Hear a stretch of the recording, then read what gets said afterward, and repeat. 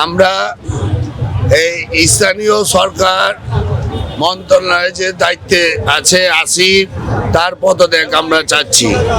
এখন নগরের যদি বাসায় যদি বাবা মা না থাকে, ছেলেমেয়েরা যেরকম কষ্টে আছে, নগরবাসী ঠিক নগর পিতা না থাকার এবং কষ্টে আছে। অভিভাবক ছাড়া একটি ঘর শূন্য, তেমনি নগর ভবনও অভিভাবক ছাড়া শূন্য। আজকে নগরবাসী যে ভোগান্তিতে ভুগছে, তারা নাগরিক সুবিধা থেকে বঞ্চিত হচ্ছে। এখন কাউন্সিলরদেরও অপসারণ করা হয়েছে। এখন কাউন্সিলরদের কাছেও তারা সুযোগ সুবিধা পাচ্ছে না, এবং নগর ভবনে এসেও তারা কোনো সুযোগ সুবিধা পাচ্ছে না, কারণ নগর ভবনের নগরপিতা নেই। তো এটা খুবই আমাদের জন্য যন্ত্রণাদায়ক এবং দুঃখজনক। আমি বিগত 2 টার্ম 10 বছর যাবৎ কাউন্সিলর ছিলাম। আমার পাশে আরেকজন কাউন্সিলর আছে, উনি জুরাইনের কাউন্সিলর। আমি নাসিম রশিদ পুতুল, আমার ওয়ার্ড নাম্বার হচ্ছে 31, 32, 33।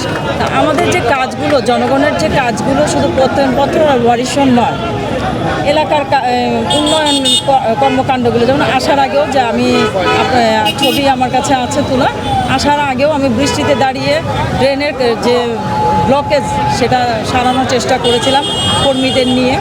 এটা একটা বিরাট সমস্যা। তারপর আপনার ওভারফ্লো, একটু বৃষ্টিতে অথবা শুক্রবারে অল্প পানিতে ওভারফ্লো করে, এবং রাস্তাঘাটের যে দুরবস্থা, বিগত ফ্যাসিস্ট সরকারের আমলে যে কাজগুলো ধরা হয়েছিল রাস্তাঘাটের উন্নয়নে, সেগুলো আজও সে পরিত্যক্তভাবে পড়ে আছে। সে কাজগুলো সম্পূর্ণ হচ্ছে না, কারণ একজন নগরপিতা নেই, কাউন্সিলর নেই। তাহলে কাজ করবে কে? একজন দায়িত্বশীল লোক না থাকলে সে কাজগুলো অবশ্যই পড়ে থাকবে।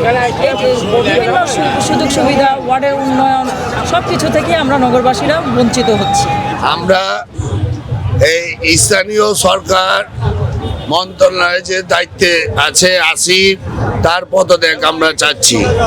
2 নম্বর দাবি হলো আমাদের ইঞ্জিনিয়ার ইশাককে যতক্ষণ পর্যন্ত শপথ না করাবে, ততক্ষণ পর্যন্ত আমরা এই রাজপথ থেকে আমরা ঘরে ফিরে যাব না। এই আমাদের মূল দাবি। ইশাক হোসেনকে আদালত বলেছে, এর আগে ওগুলাম আদালত বলেছে, আপনার নির্বাচন কমিশনার গেজেটও দিয়েছে। তার বাদে এই সরকার আপনার ইশাক হোসেনকে এই পর্যন্ত গড়িমসি করে আবার আদালত নিয়ে গেল। আদালত এখনো বলছে যে আপনার এই শপথ নিতে কোনো বাধা নেই, যতক্ষণ পর্যন্ত আপনার স্থানীয় সরকার মন্ত্রণালয় থেকে ইশাককে শপথ না করাবে, ততক্ষণ পর্যন্ত আমরা রাজপথে থাকবো। যেখানে সরকার যেখানে আদালত রায় দিয়েছেন ওনাকে, সেই হিসাবে আমরা যদি না মানি, তাহলে আদালতকে অবমাননা করা হলো না? আমাদের তো অবমাননা করছে। আমি আশা করব আমাদের নগরপিতা ইশাককে, যেহেতু সরকার আদালত রায় দিয়েছে, সে আদালতকে সম্মান দেখিয়ে এটা কার্যকরী করার জন্য এটা আমাদের অনুরোধ থাকবে, দেশের এবং জনগণের সুবিধার জন্য। আমি 52, 53, 54 নম্বর ওয়ার্ডের কাউন্সিলর।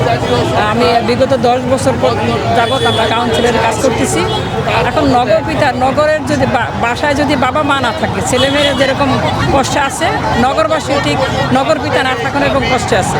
আজকে 1 বছর যাবৎ আমাদের তো কার্যক্রম একেবারে স্থগিত। মানে প্রশাসক কোনো কাজ করছে না, প্রশাসকের কোনো কাজ করতে বলেই উনি বলে যে আমরা প্রশাসক। স্বাভাবিক উনি এভাবে জনগণের দায়িত্ব ওইভাবে নিতে চাচ্ছে না, প্রশাসক হিসেবে যেটুকু দরকার উনি সেটাই নিচ্ছে।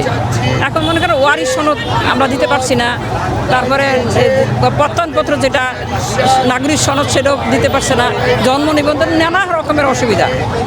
একটা প্রত্যয়নপত্র আনতে পারে, নাগরিক সনদ আনতে গেলে আমরা মনে করেন 3-4 দিন প্রয়োজন হয়।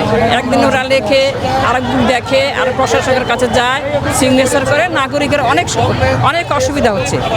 এটা যদি আমরা এখনো এই ব্যাপারে যদি সোচ্চার না হই, বা আমাদের নগরপিতা যদি না থাকে, তাহলে জনগণের দুর্ভোগ